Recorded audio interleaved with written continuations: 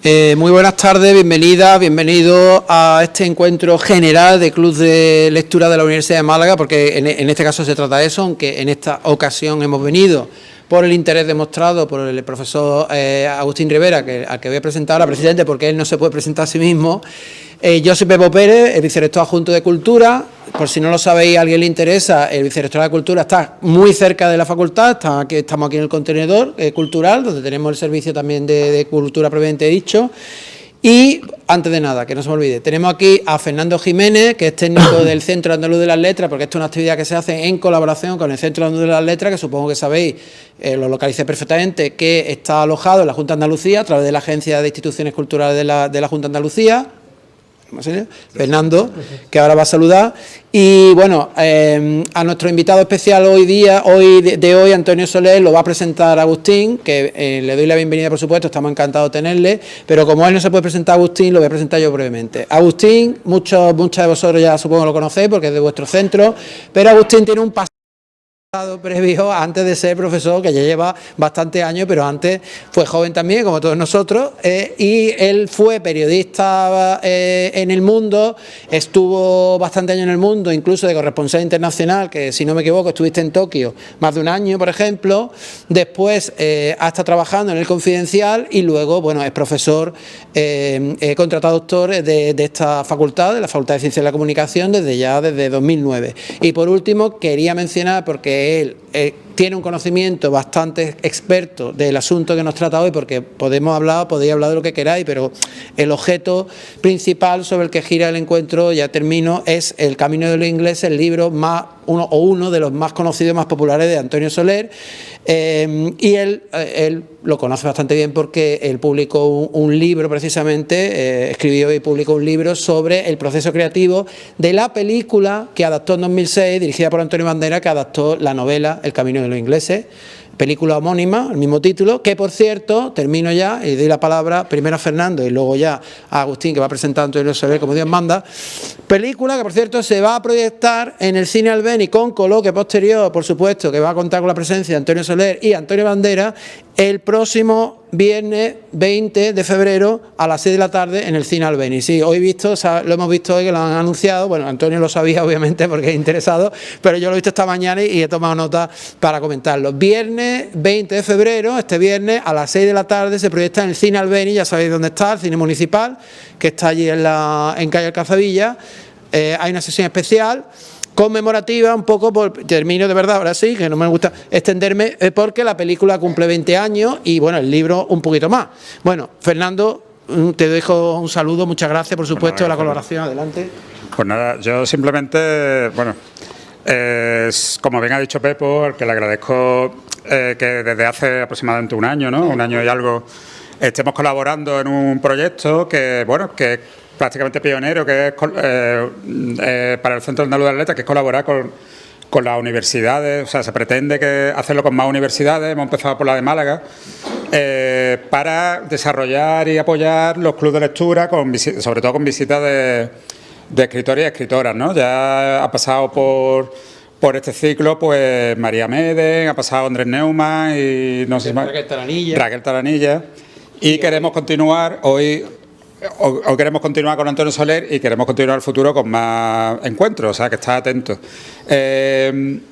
Como bien ha dicho Pepo, nosotros estamos ubicados en calle Álamo, en Málaga. Seguro que habéis pasado 1000 veces por ahí. Hay mucha gente que pasa y no sabe lo que somos.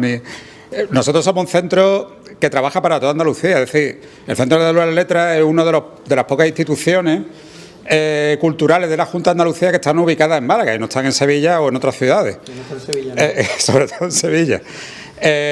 Bueno, esto significa que nosotros trabajamos en muchos rincones de Andalucía, pero especialmente en Málaga, donde hacemos muchas cosas allí en el Salón de Calle Álamo, o como veis, hoy aquí, ayer estuvimos, por ejemplo, en la librería Luces con Enrique Murillo, y mañana, por ejemplo, estamos en el Museo Picasso con Jérôme Ferrari, que es un escritor francés que acaba de publicar un libro, La Isla, y con el Instituto Francés pues hacemos un encuentro con él.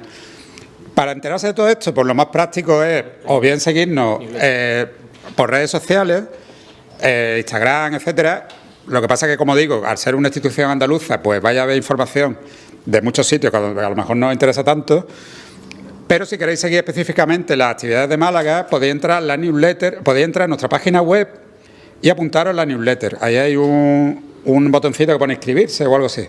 Podéis dejar vuestro correo y la verdad que es lo más práctico, recibir por correo las actividades que tenemos.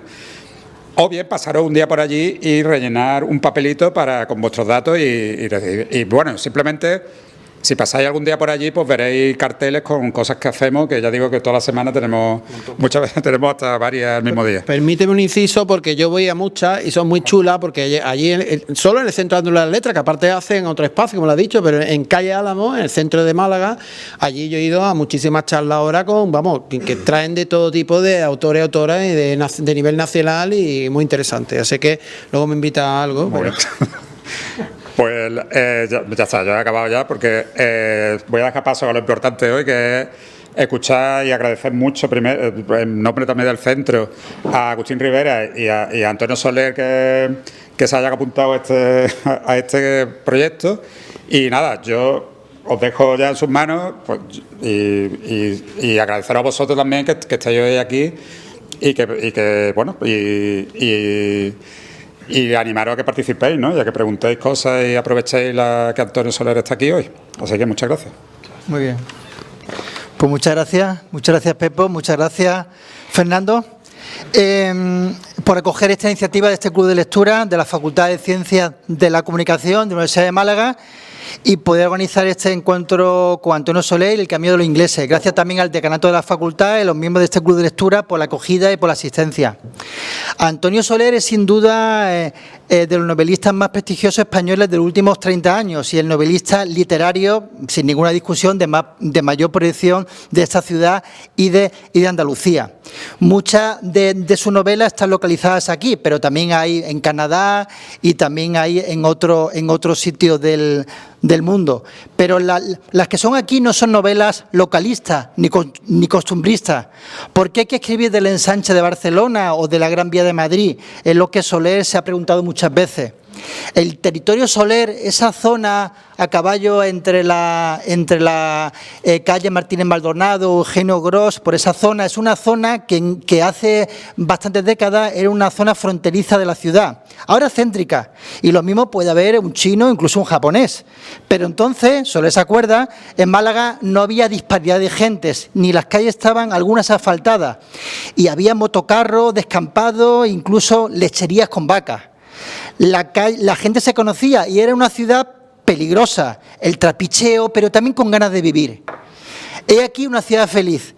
Tituló una crónica Juan Cruz en El País, donde aparte de que a Soler, con fotos de Julián Rojas, y salían posando en la calle San Agustín, junto a Justo Navarro, precisamente director del Centro de las Letras, y a Esperanza Peláez. Era una ciudad feliz en esos años ya 90. El Camino del Inglés es la obra que nos convoca esta tarde, 18 de febrero de 2026, y Soler viaja a la Málaga de 1978. Ya es democracia, pero la ciudad aún sintoniza en blanco y negro. Soler tenía entonces 22 años y recuerda muy bien lo que hacía, con quién se juntaba. Novias, amigos, atletismo, lectura que apuntaba en un cuaderno de adolescente y que sigue apuntando. Él apunta toda su lectura desde que era adolescente, el título, autor y año. Sueños que parecían inalcanzables, sueños que se cumplieron y otros que se fumaron, como las nubes de Amadeo Nuni, el Babirusa. Aquí hay inocentes que no ingenuos. Aquí se desvela con contraluces la tramoya de la vida, aquello que se palpa pero quizá pocos ven. Ese tremendismo lírico que el propio Soler aún no sabe lo que es y que es tan clave en su escritura, plagada de personajes memorables, una polifonía literaria en uno de los casísimos autores españoles de todos los tiempos, insisto, que ha ganado 2 veces el Premio Nacional de la Crítica, con Las Balinas Muertas y con Sur.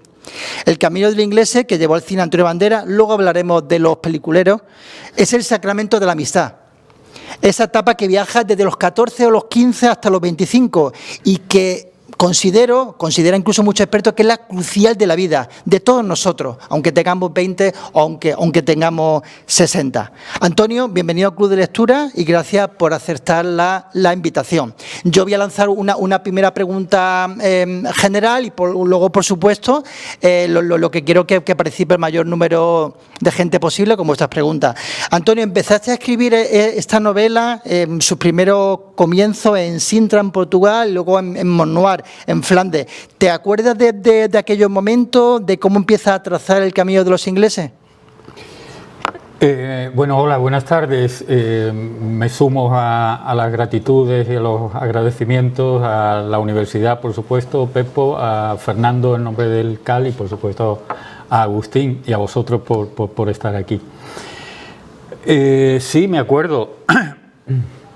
Me acuerdo del inicio, del inicio. Aquí habría que hablar mucho de cuándo se inicia una novela, ¿no?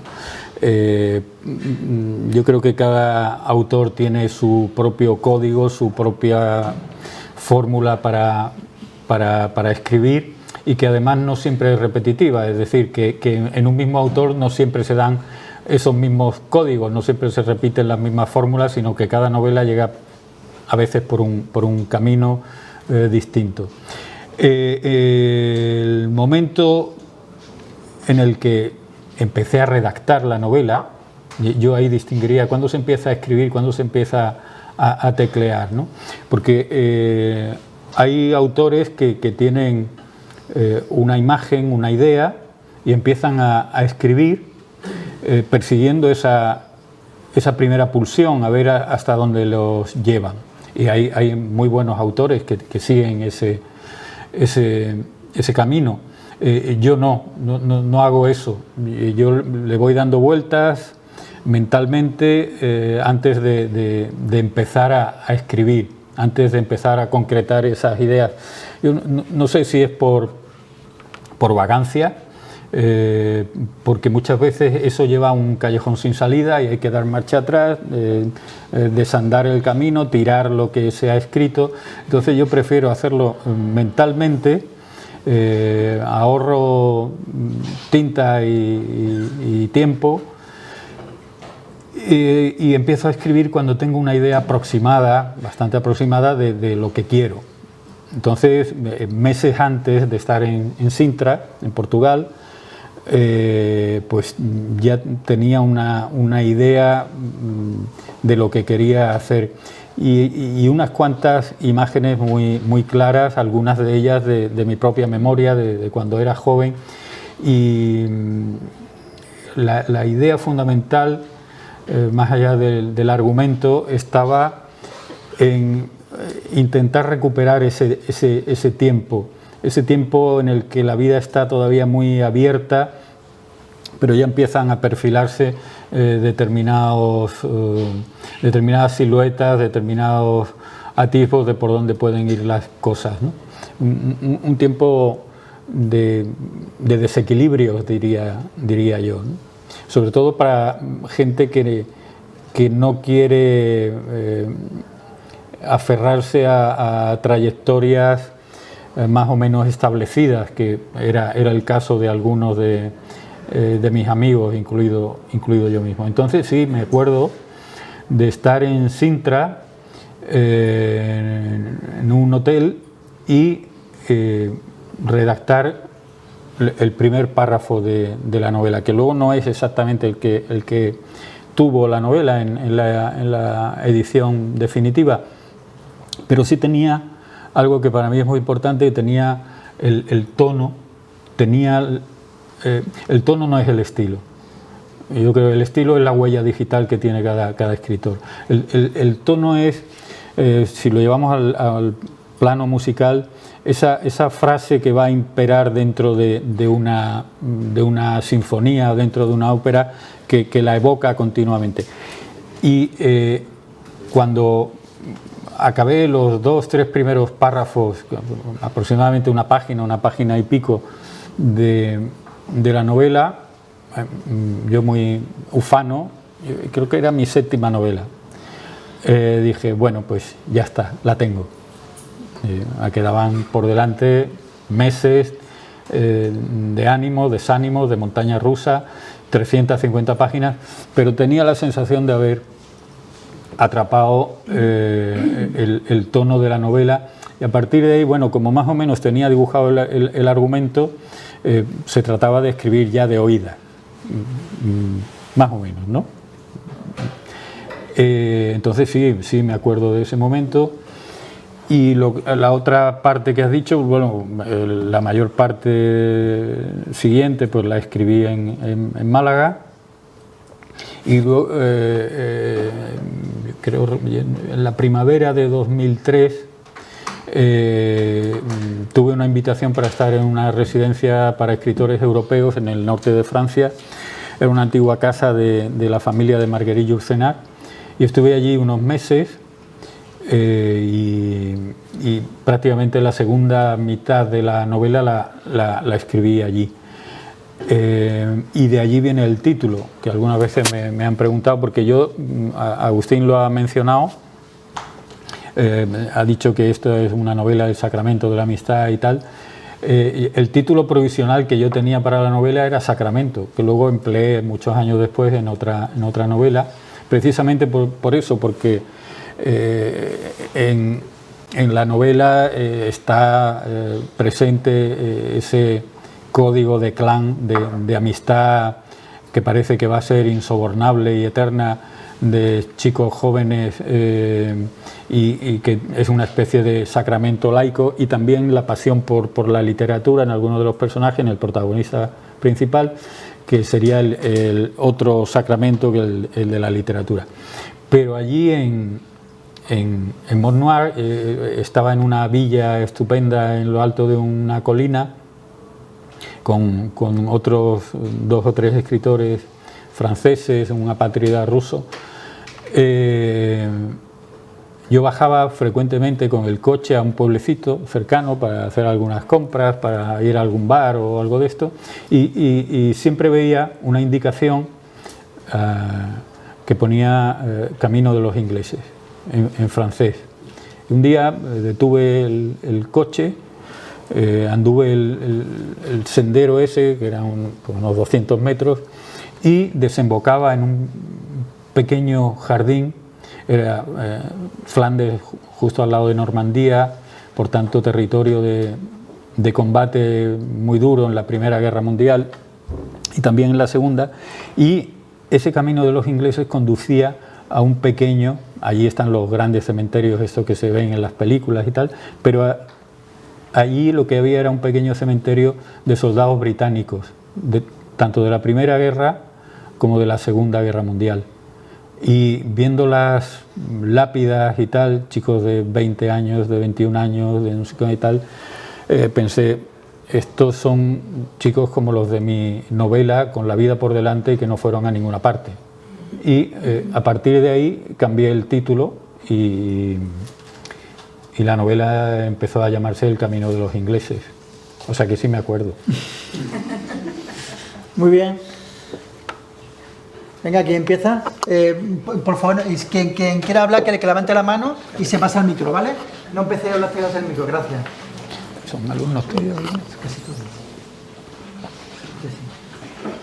Lo que más me sorprende normalmente cuando te leo, tanto este como otros libros que tengo oportunidad de leer, es cómo consigues mantener siempre un hilo narrativo que no sé cómo sostienes contando tantos hechos diferentes, tantas narraciones, tantas historias, que aunque forman parte de un mismo hilo,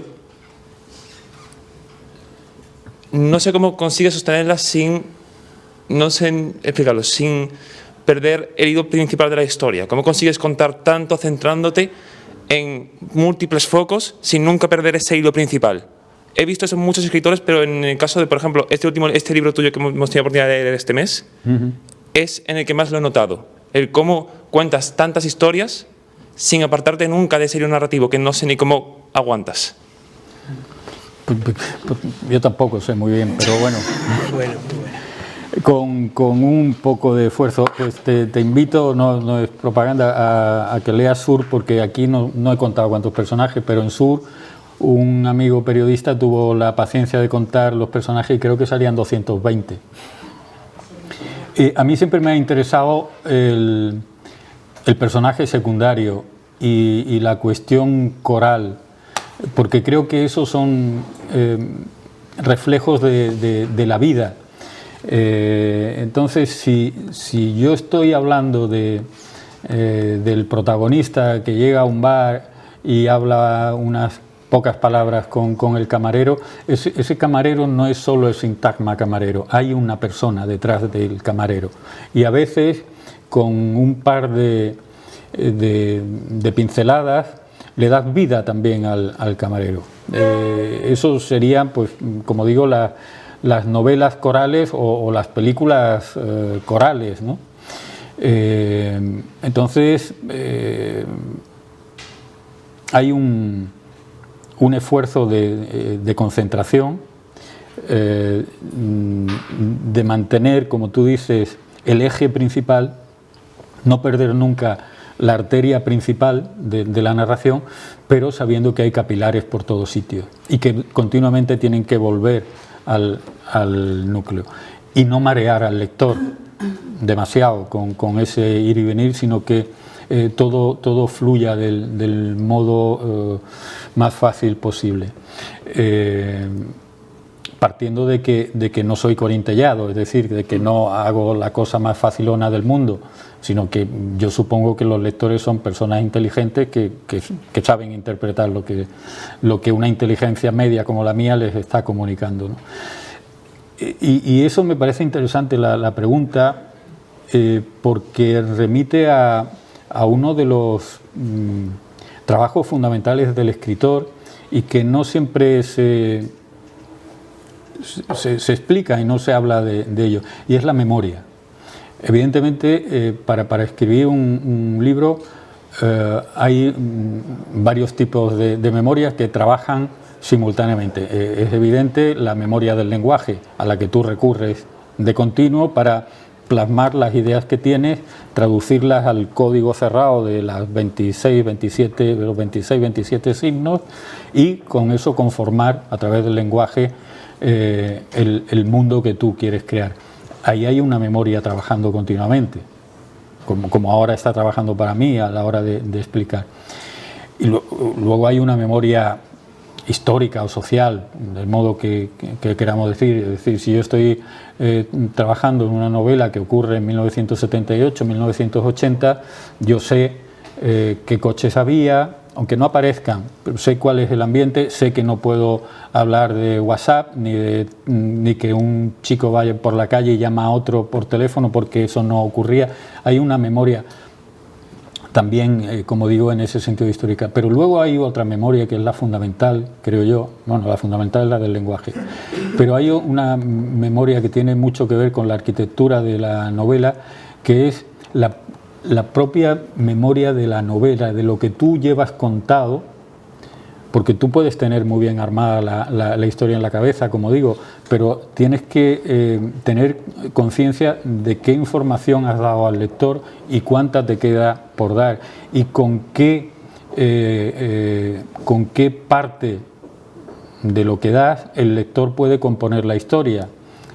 Y por tanto tú estás ejerciendo continuamente una especie de reseteo de cuánto llevo contado, qué me queda, qué información estoy dando, de qué modo estoy orientando al lector, y eso tiene que ver con lo que tú estás diciendo, ¿no? Tienes una memoria interna de lo que llevas hecho, tiene que ser una memoria muy viva, muy fresca, y también de lo que te queda por contar para ir estructurando eso, ¿no? Y luego naturalmente viene la época de corrección. Yo he hablado aquí del primer párrafo. No tengo muy cierto, por el contrario, cuando puse el punto final, el primer punto final, porque es provisional. Luego vienen las correcciones, donde todo eso, a lo que tú aludes, se va conformando y se va depurando. Un ejercicio de machacar. Buenas tardes, Antonio. Hola. Soy Mara, estudiante de periodismo. Yo me preguntaba, y al hilo de su respuesta, ¿Es un retrato crudo de la realidad, de lo que supone crecer, o es una idealización de la juventud de aquella época? Su novela, lo que refleja. Sí, no, idealización yo creo que no. En todo caso, más bien algo crudo. Bueno, me ha hecho gracia cuando Agustín ha hecho referencia a Juan Cruz de La ciudad feliz. Pues yo no estaba en La ciudad feliz. Yo no el recuerdo que yo tengo de una ciudad feliz ni nada de eso. Una ciudad muy vital y con muchos desniveles de todo tipo, ¿no? Pero sí, lo que yo quería contar era la historia real, de vidas reales, pero al mismo tiempo esos chicos de vida real, de barrio, que parece que tenían los límites de sus aspiraciones perfectamente delimitados, infranqueables, pues al mismo tiempo aspiraban a romper esas barreras, esas fronteras, a veces de un modo muy ingenuo, como el protagonista que sueña con la poesía, pero que realmente no tiene una base real para eso. Lo que él puede estar es deslumbrado por la figura del poeta más que en sí de la poesía, para la cual no está formado, ¿no? Entonces yo creo que el libro lo que pretendía era ese contraste con la realidad y las aspiraciones que se pueden tener, que ahora en una ciudad como Málaga pues no parecen disparatadas, ¿no? Pero que en la Málaga de principios de los 80 el soñar o pensar, veo soñar porque parecía un sueño, con ser escritor, con ser actor o con ser músico, todo esto pues era, pues ya digo, una cuestión bastante como fuera de lo normal, a no ser que tu padre fuera no se sabe quién, ¿no? Y te mandara fuera a Barcelona o a París o a algún sitio, ¿no? Pero para la gente común esas aspiraciones eran lo más parecido a un sueño. La verdad que lo primero, enhorabuena, yo te sigo desde tu primera novela y creo que Málaga ha crecido junto contigo de esa manera. O sea que lo que tú decías en tu primera novela o lo de ahora eran todos esos sueños que podían tener los malagueños de cualquier barrio y que lo hemos conseguido. Y, por ejemplo, ahora tu última novela, o una de las novelas que tenemos ahora nosotros para nuestro club de lectura, El Día del Lobo, ¿no? La forma en que tú has sabido transmitir en tu literatura el espíritu de un malagueño y lo que ha tenido el malagueño. Entonces, en ese sentido, yo te doy la enhorabuena y te doy las gracias, porque yo siempre reivindico que te leamos.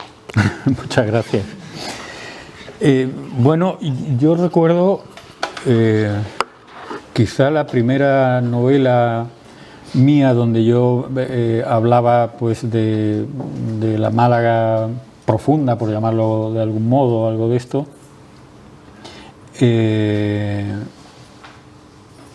Era Las bailarinas muertas, que es del año 96, ¿no? Bueno, la primera ocurría en ninguna parte, porque es que muchas personas me dicen que y Las bailarinas muertas era mi primera novela, porque tuvo más eco, ¿no? Pero en cualquier caso sí es la primera donde aparece el callejero de Málaga y todo esto. Yo diría que eso ocupa como un 30% de la novela, el otro 70% ocurre en Barcelona. Pero por llamarlo de algún modo, esa apuesta era muy consciente y también trataba de romper un prejuicio, que es algo a lo que se ha referido Agustín también, que parece que lo que ocurre en Madrid, en París, es mucho más importante que lo que podía ocurrir en Málaga, en Carranque o en Eugenio Gros. Y de hecho yo me acuerdo una lectora que una vez me dijo: he leído una novela tuya y me ha gustado. Dice, pero antes no la leía porque me habían dicho que salía Eugenio Gros. ¿Y qué puede ocurrir en Eugenio Gros? Dice, bueno, y lo que ocurre en una calle de Barcelona sí es interesante, porque está en Barcelona, ¿no? Pero lo que ocurre en una calle de Albacete no. Eso, hay una gradación en número de habitantes, pues tiene menos interés. Entonces, ya digo, fue una apuesta deliberada de romper ese complejo, decir, bueno, entre otras cosas, no es que yo fuera un héroe ni mucho menos, solo había que mirar por el retrovisor y ver que la historia de la literatura está llena de enormes novelas de provincias. El Quijote, que yo, aparte de la excursión a Barcelona, no ocurre en París ni en Madrid, ocurre en pueblacos de La Mancha. Madame Bovary es una novela de provincia y podemos tirar así Faulkner y lo que se quiera, ¿no? Entonces, la idea era esa, decir, bueno, esto también es materia literaria, ¿no? Y se puede contar. No es una reivindicación patriotera ni nada de eso, pero desde luego no es eludir el mundo más inmediato y personajes que la vida me ha puesto por delante, ¿no? Entonces, del modo más natural, incorporo ese mundo que tengo delante la mayor parte del tiempo a lo que escribo, ¿no? Pues lo otro me parecería falso.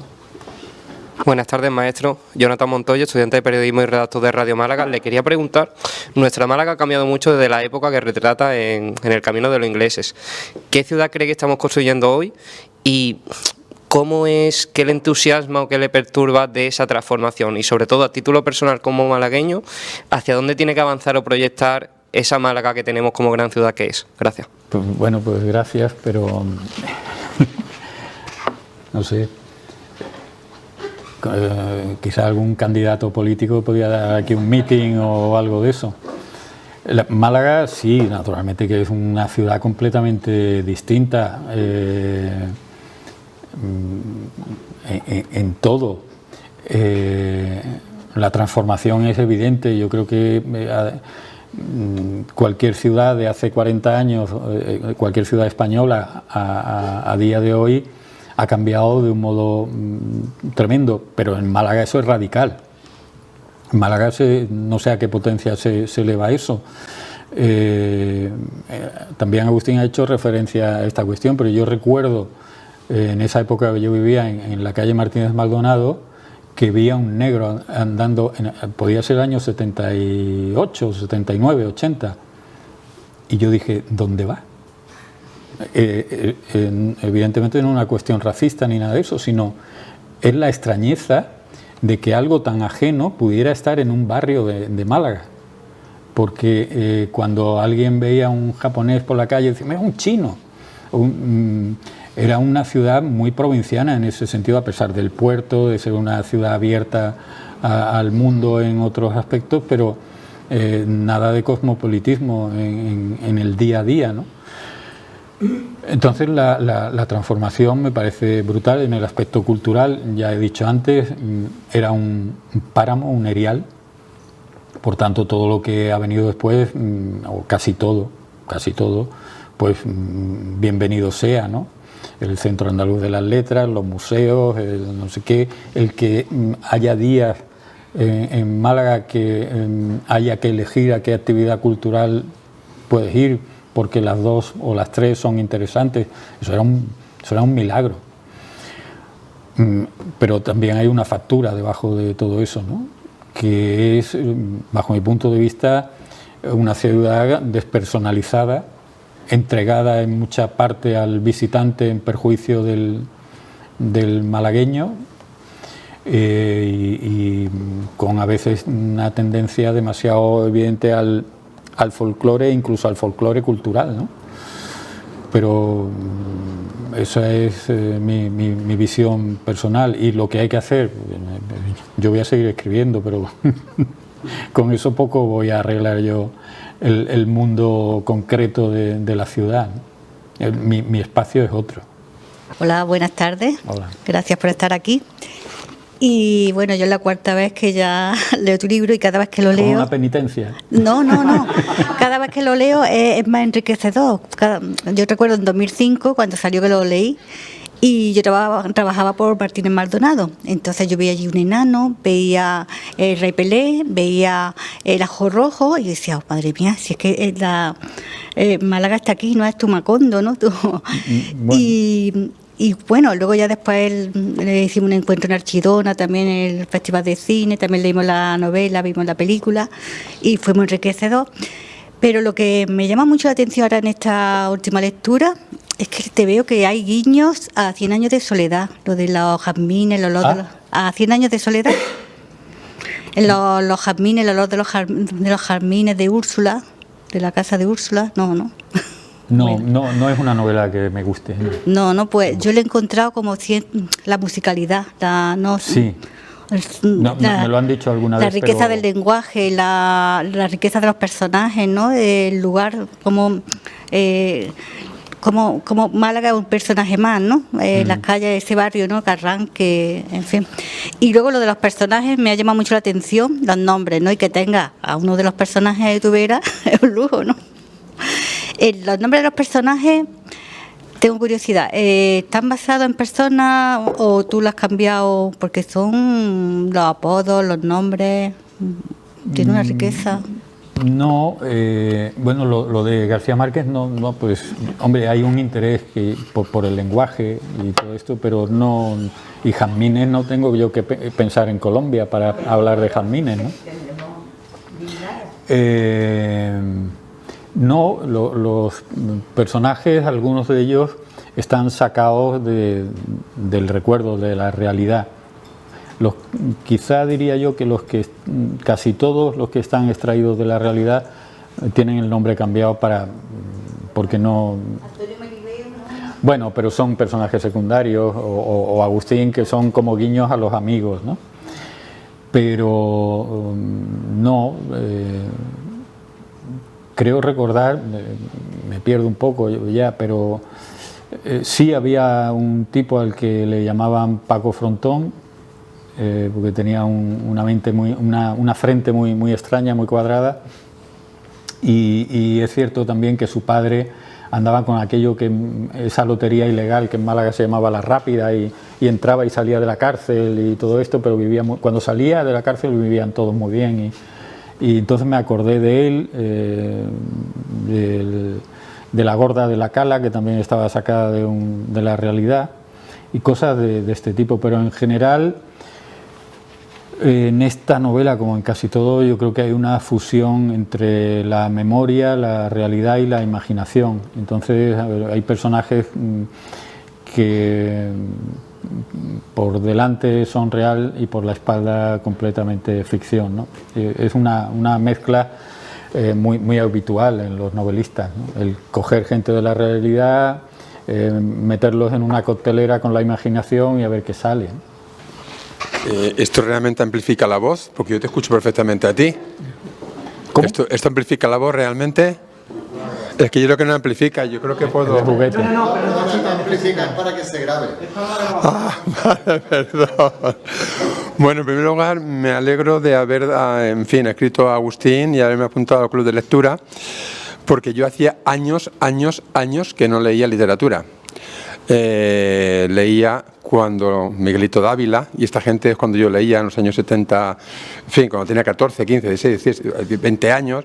Luego ya empecé a leer cosas de mi campo, ¿no? Y ya últimamente la investigación siempre era lo mismo, literatura era poquísima. Lo que leía era siempre clásicos, la Ilíada me la leía más de una vez, la Odisea, en fin, siempre el Siglo de Oro, y me alegro de haber llegado a ser de mis primeras lecturas que he hecho últimamente, que haya sido tu libro, porque te soy sincero, no conocía tu obra. Entonces me ha impactado. me ha impactado muchísimo. Lo del hilo lo veo un poco por lo que has dicho de la ópera. Hay como leitmotiv, hay como repeticiones que ayudan muchísimo a la memoria, porque es un ritmo rápido el que tiene el libro, pero tienes que pararte por las frases a veces ampulosas y largas que hay, que tienes que parar para coger el sentido bien, pero si no el ritmo es bastante rápido, y la verdad es que me ha dejado bastante impactado. Tan impactado que pregunté a la IA las similitudes, porque yo tampoco sé mucho la IA y yo la tengo con mucha precaución, y sé, bueno, podía decir por qué, en fin, pero pregunté las similitudes que podrías tener este libro después de haberlo leído. Es que me dejó, de los pocos libros que he leído desde hace tiempo, uno fue Juan Rulfo, Pedro Páramo, y me quedó el cuerpo de una forma similar, siendo diferente, bastante similar a Juan Rulfo.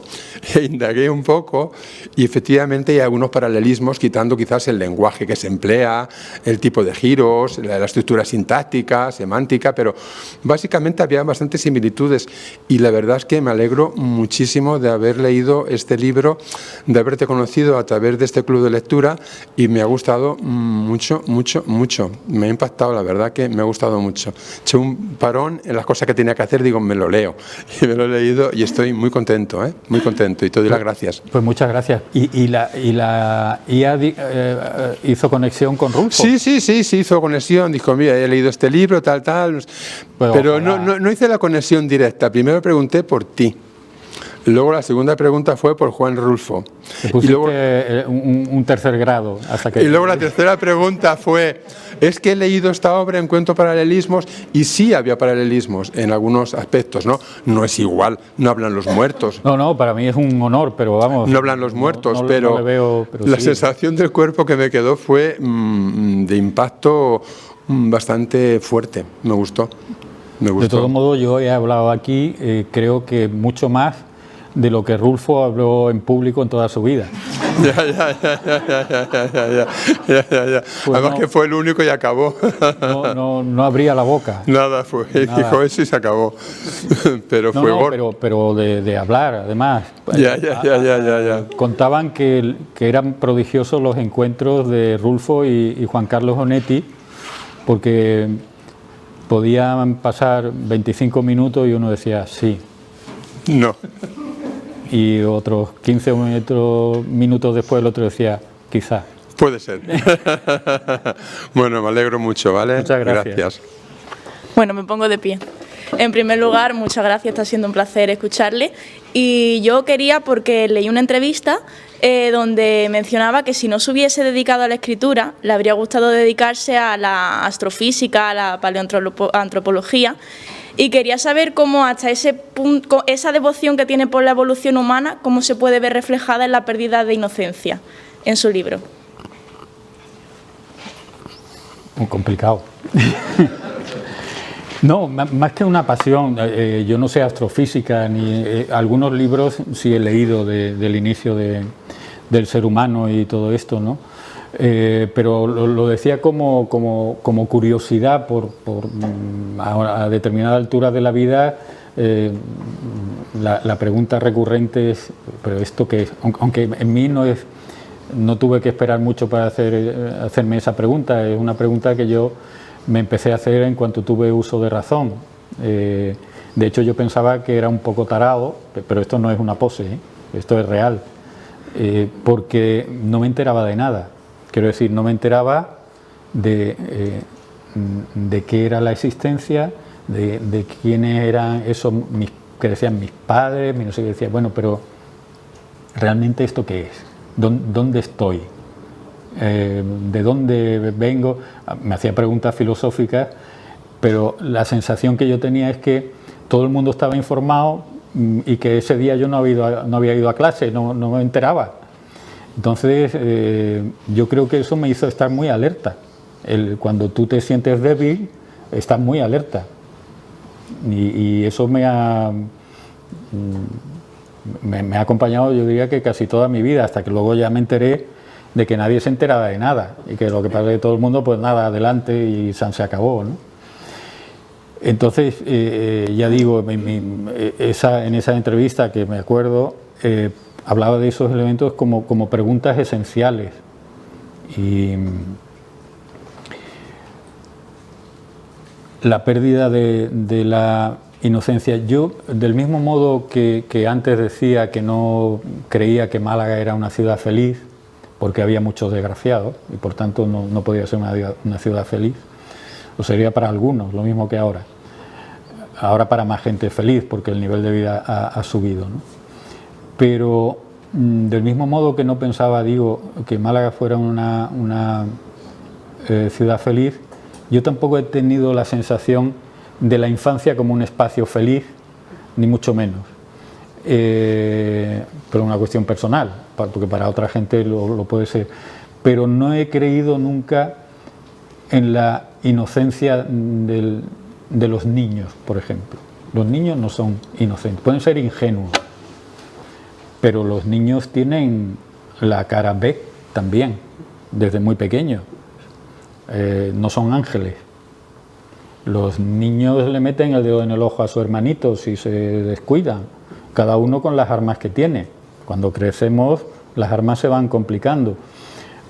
Por tanto, yo no creo que sea un periodo el de los 15 a los 20 años, o cada uno empieza antes, otro después y tal, que sea una pérdida de la inocencia. En todo caso, se van perdiendo ingenuidades y vas viendo cuál es la dinámica de la convivencia, ¿no? Que no es malévola ni nada de esto, ¿no? Con eso no quiero decir que todo sea un desastre, pero que no creo en ese espíritu blanco que poco a poco se va manchando. No. Yo donde escribo tengo un pequeño patio a mi izquierda y le pongo migas de pan a los gorriones y son inocentes, ¿no? Parece ser. Pues hay una miga de pan aquí y 4 aquí y 2 se pelean por esta, que es igual que aquella. Y igual los niños, iguales los adultos, ábalos y todo eso, se están peleando por migas de pan. Bueno, repito, Antonio, quería sacarle un poco del libro, si me lo permite. Sí. He leído un poquito de su biografía para prepararle una pregunta y he visto que tenemos una conexión, usted y yo. Es con Irlanda. Y le voy a sacar ese tema. Usted junto con otros autores fundaron la Orden de Finnegan. Finnegan. Sí, y quería preguntarle si continúa en ello. ¿Qué tal? Cuéntenos algo de esta historia. Bueno, pues vamos a ver.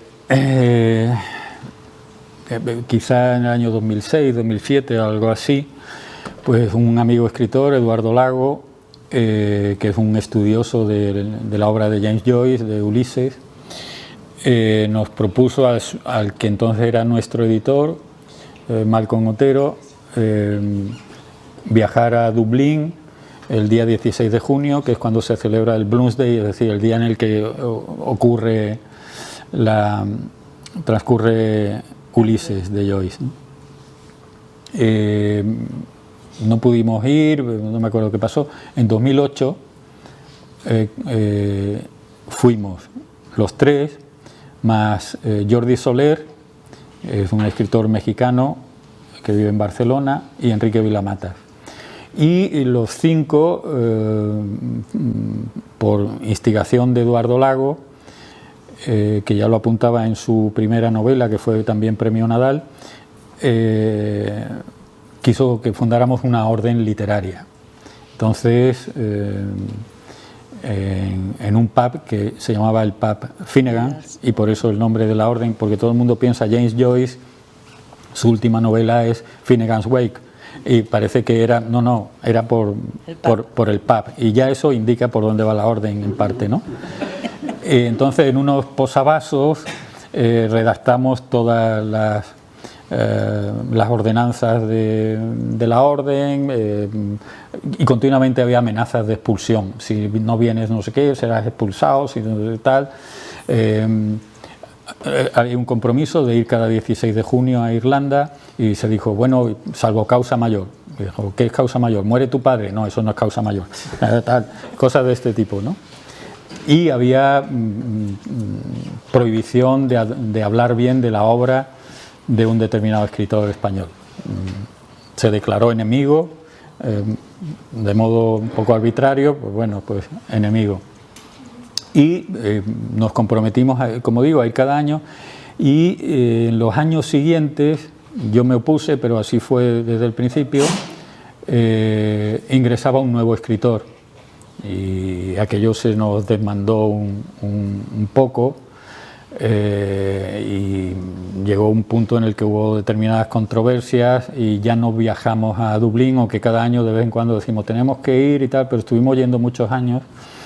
Y en la Torre Martelo, que está en las afueras de Dublín, que es donde empieza Ulises, pues allí se nombraba cada año al siguiente caballero y tal. Y pasaron algunas anécdotas que tenían cierta gracia. Por ejemplo, pues un año que el que te iba a ingresar era Ray Lóriga, cogió una borrachera muy grande y perdió el avión y no se presentó. Entonces allí estábamos todos debatiendo, pues se celebran muchos actos ese día en Dublín. Si entraba alguien o si ese año no había nuevo ingreso. Y en esto pasó una chica muy guapa, vestida de eduardiana y tal, y dijimos, pues vamos a proponerle a esta si quiere ser miembro de la orden. Y debía ser una incauta porque se creyó que éramos escritores españoles, y dijimos, bueno, pero ¿quieres ingresar? Y dijo, sí, estupendo. Y bueno, pues tienes que ir a las 6 menos 5 de la tarde a la Torre Martelo, como a 20 kilómetros, y la verdad es que nos cerraban ya, porque nos conocían, cerraban la torre para nosotros.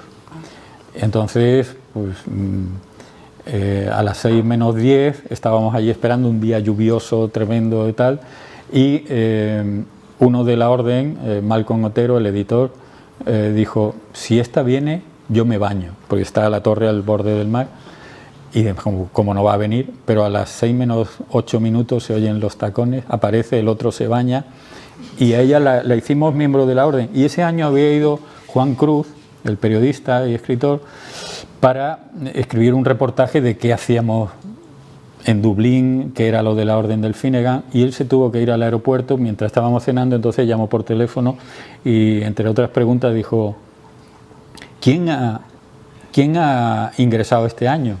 Tapábamos el teléfono y decíamos, pues vamos a decirle, sí, una irlandesa que se llama no sé cuánto y tal. ¿Y a qué se dedica?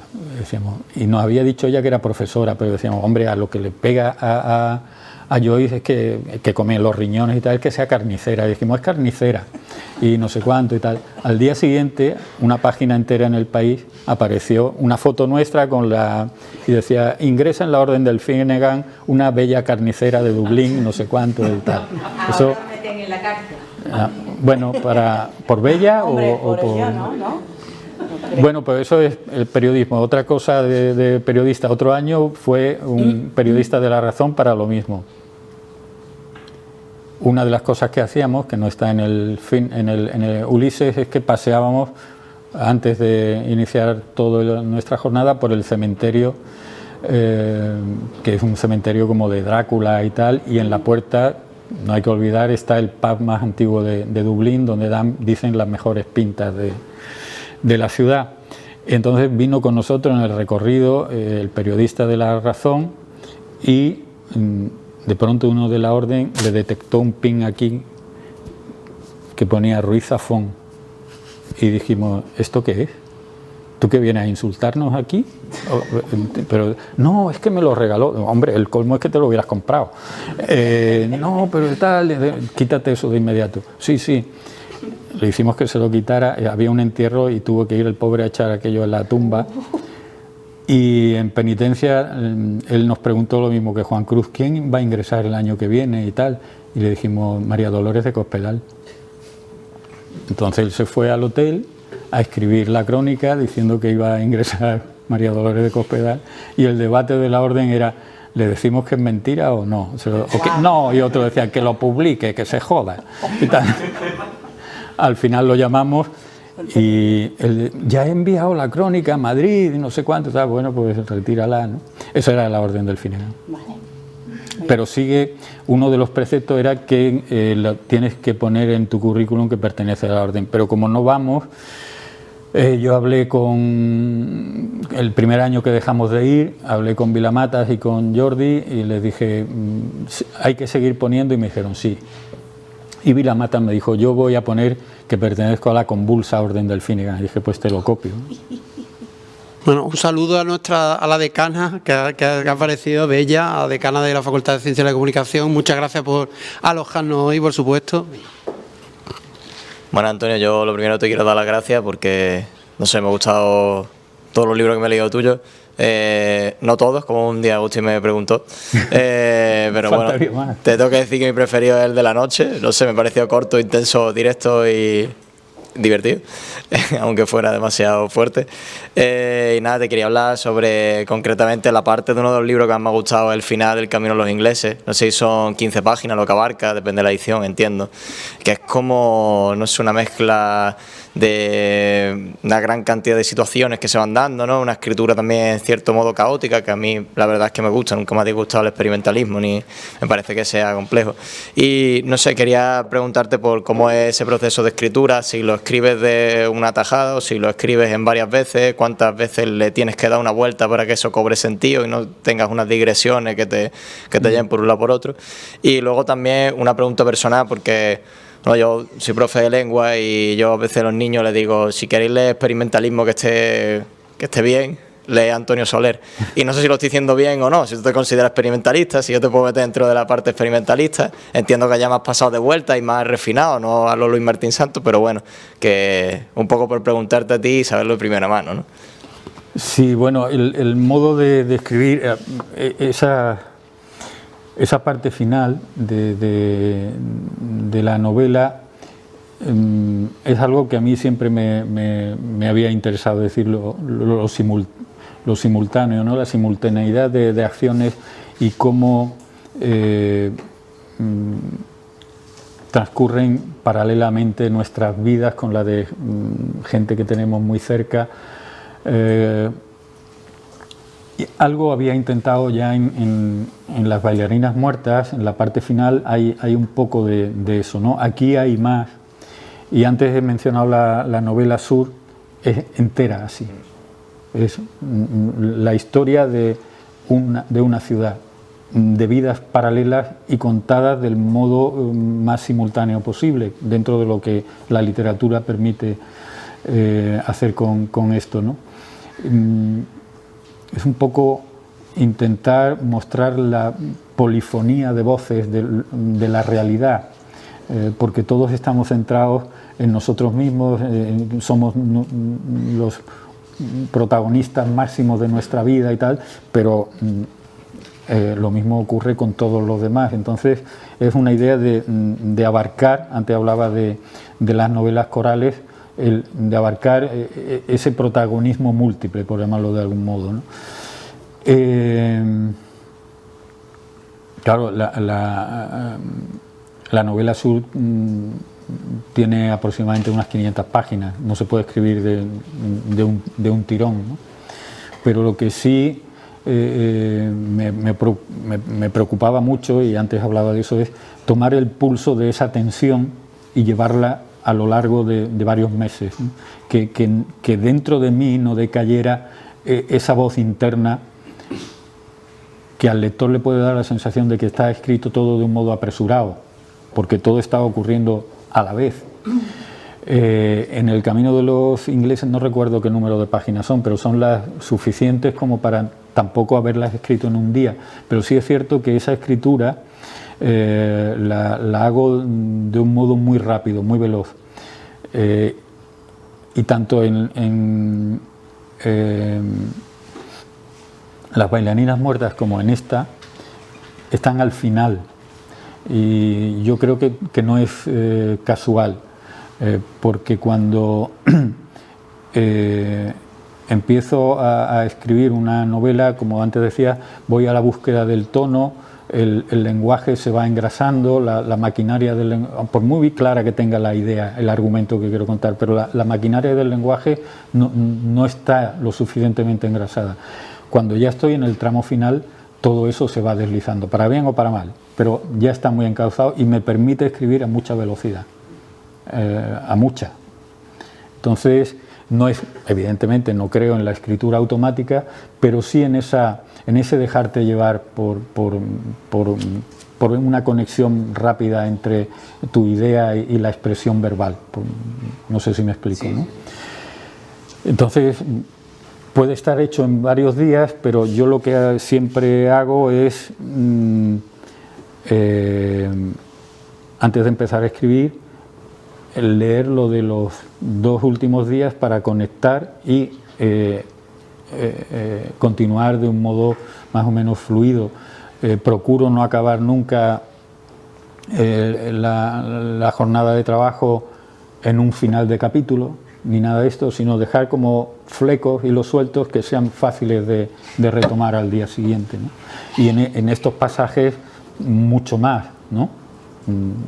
Está todo como palpitando, por llamarlo así.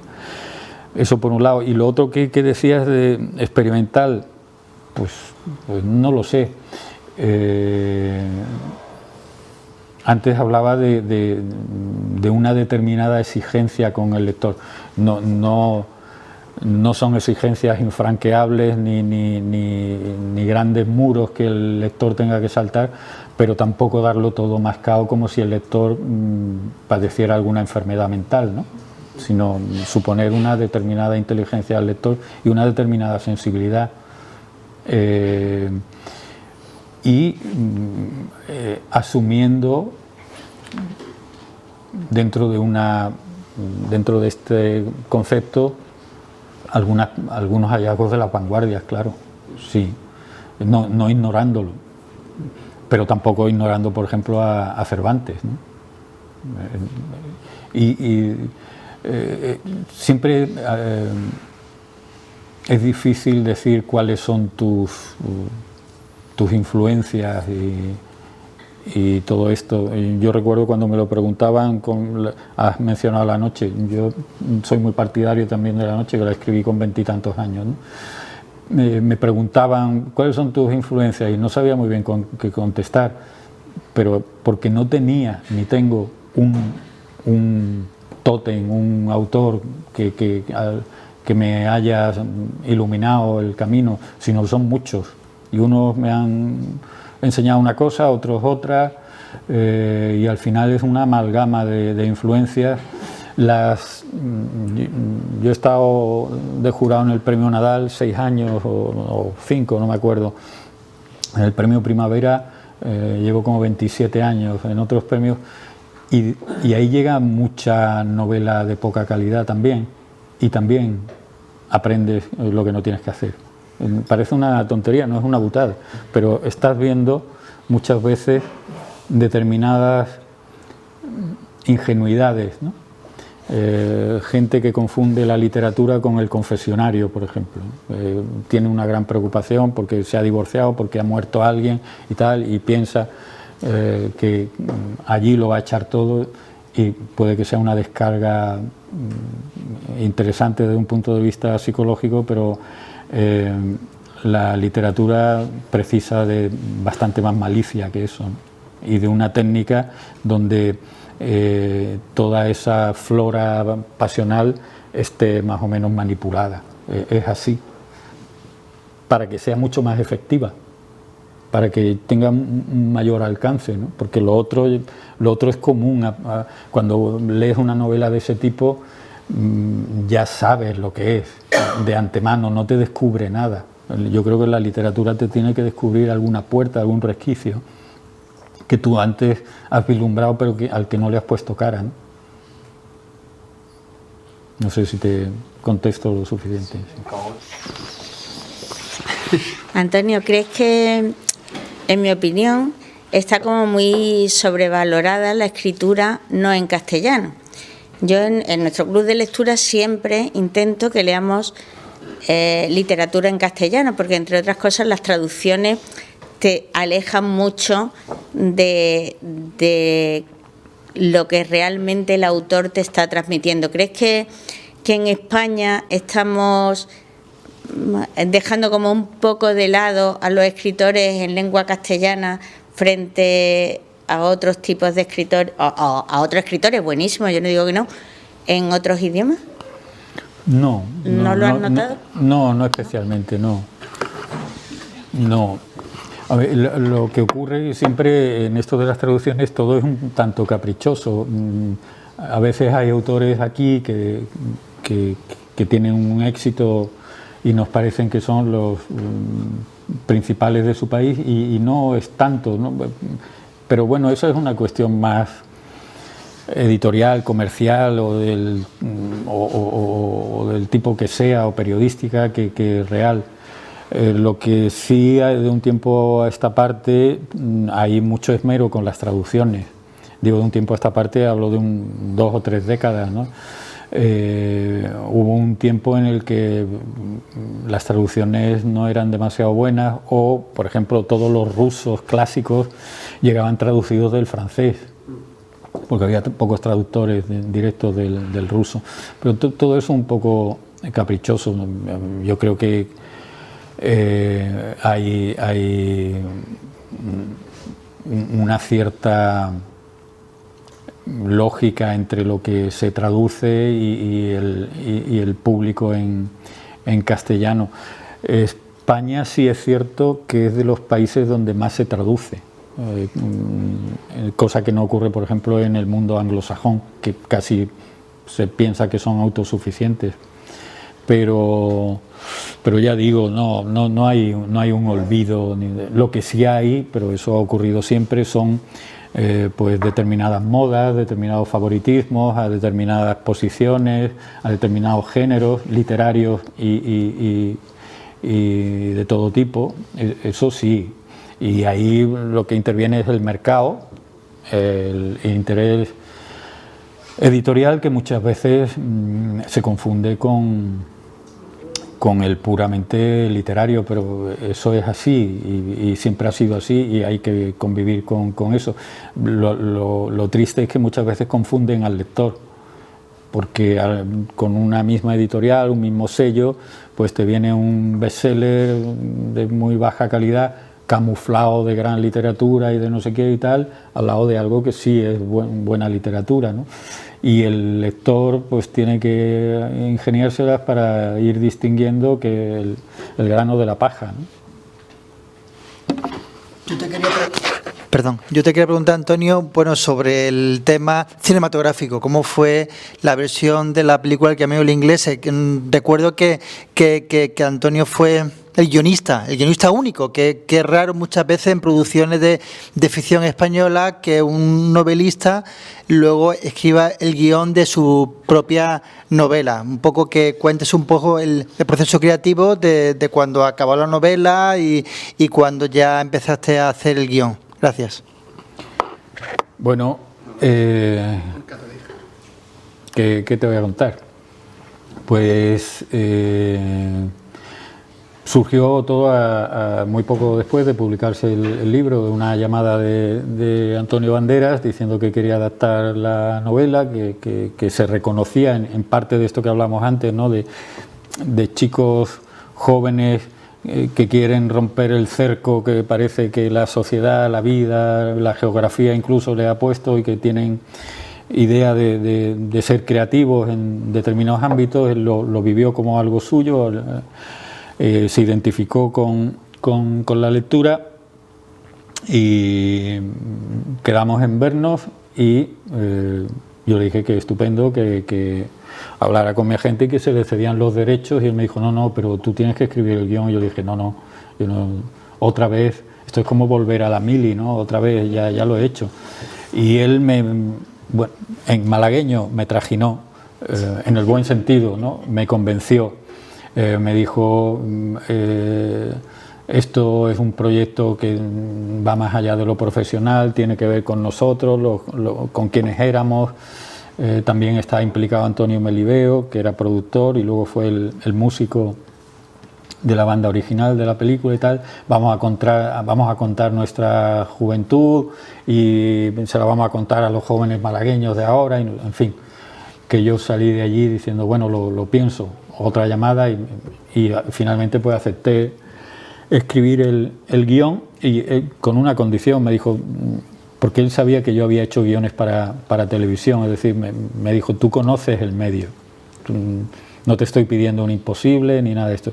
Y una condición era, tú lo haces y si no me gusta, si no nos gusta a la productora, pues se contrata a un guionista profesional y se acabó.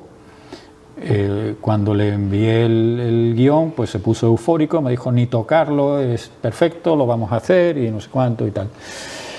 Y ¿cómo fue la escritura del guión? Pues me apliqué algo que yo siempre había pensado, que es que las adaptaciones cinematográficas basadas en libros, en novelas, tienen que ser libres, que no pueden ser un intento de prolongación del libro, ni mucho menos ilustrar el libro.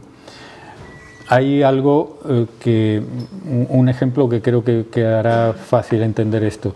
Cuando se traduce poesía, para que sea una buena traducción tiene que ser una traducción libre, porque si se hace una traducción literal es una muy mala traducción. Luego tiene que ser muy libre. Y creo que con el cine ocurre exactamente lo mismo. Para reflejar el espíritu del libro, como digo, no puede ser una ilustración del libro sin más.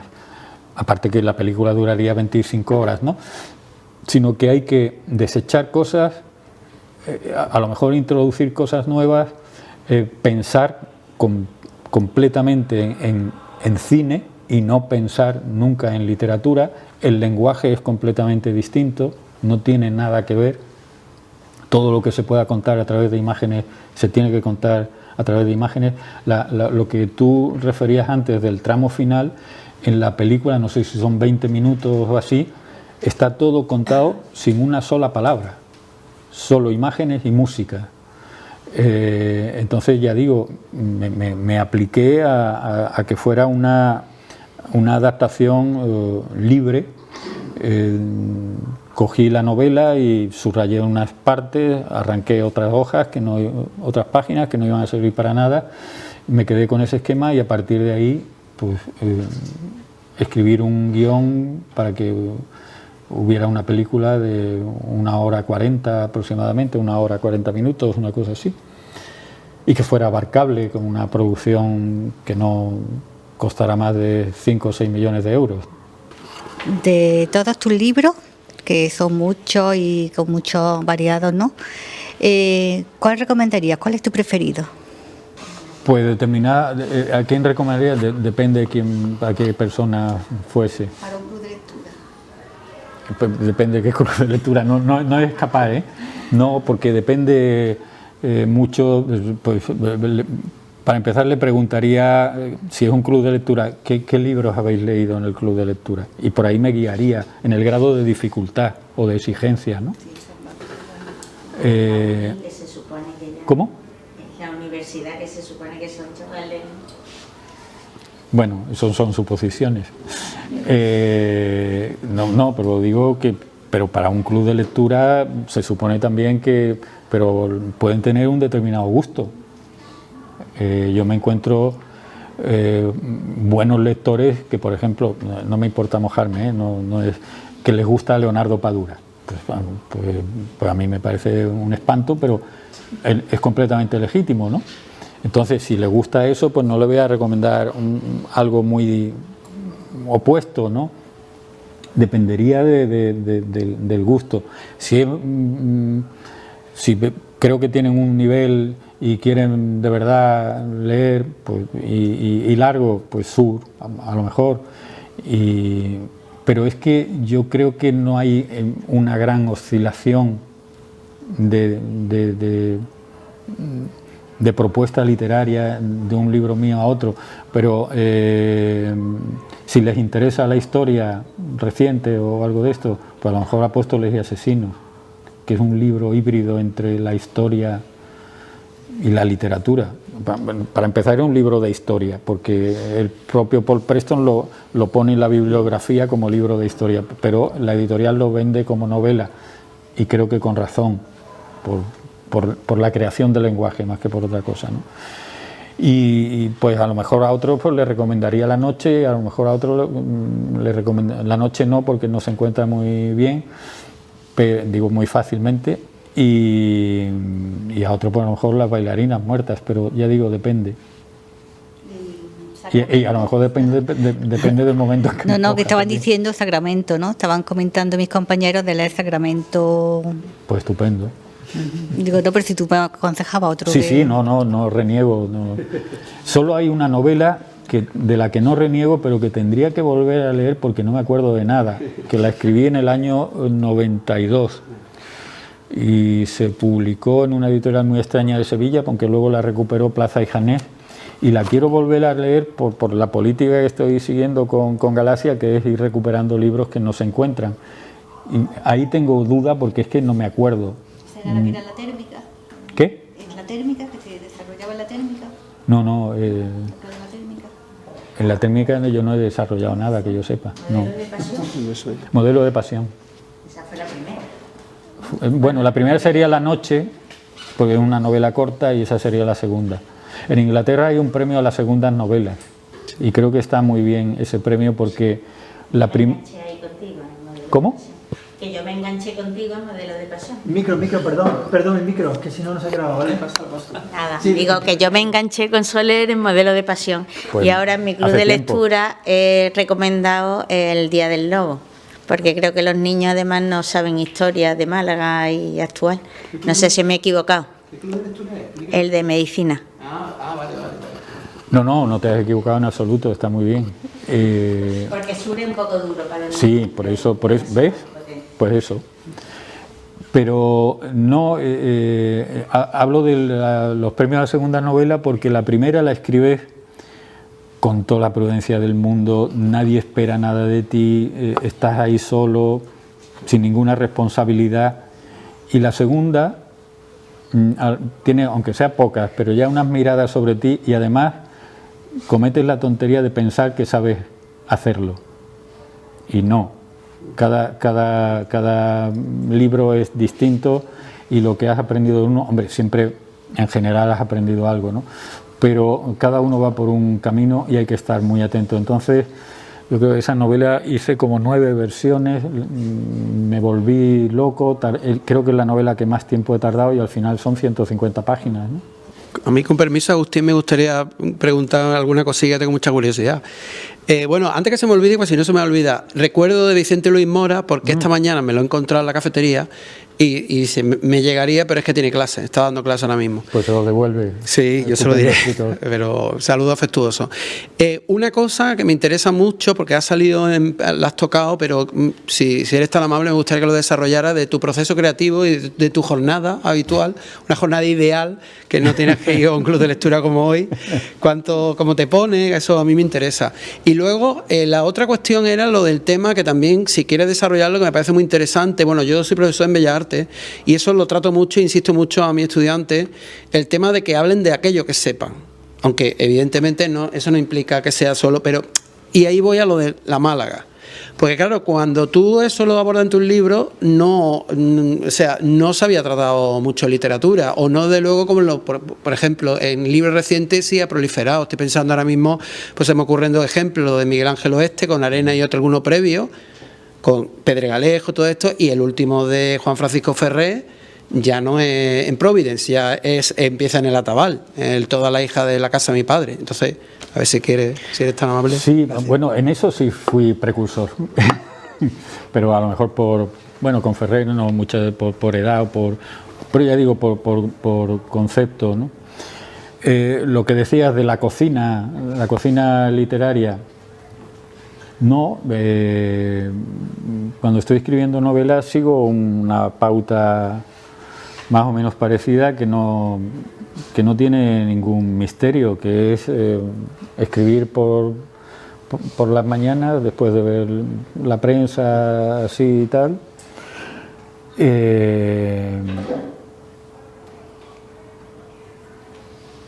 2 horas, 3 horas, y luego por la tarde seguir escribiendo otro rato, y hacerlo de un modo muy poco dramático y muy poco peliculero. Es decir, si llaman a la puerta y estoy solo, pues yo bajo y le abro la puerta al que viene, al mensajero, o al que viene a traer las lechugas, o lo que sea, ¿no? Y si llaman por teléfono, pues lo cojo, y si alguien de la casa me tiene que decir, pues no sé, vamos a ir a cenar, pues decir que no, nada de aislamiento ni nada de esto.